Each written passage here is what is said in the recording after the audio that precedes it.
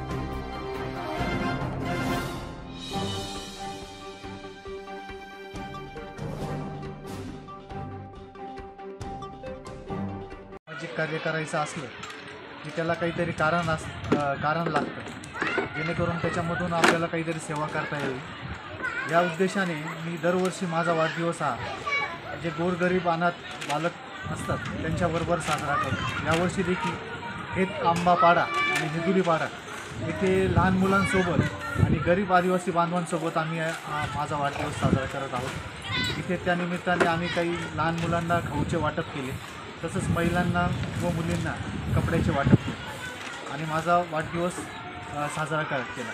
धन्यवाद। उत्तर महाराष्ट्र न्यूज नेटवर्कसाठी रामदास शेद, त्र्यंबकेश्वर।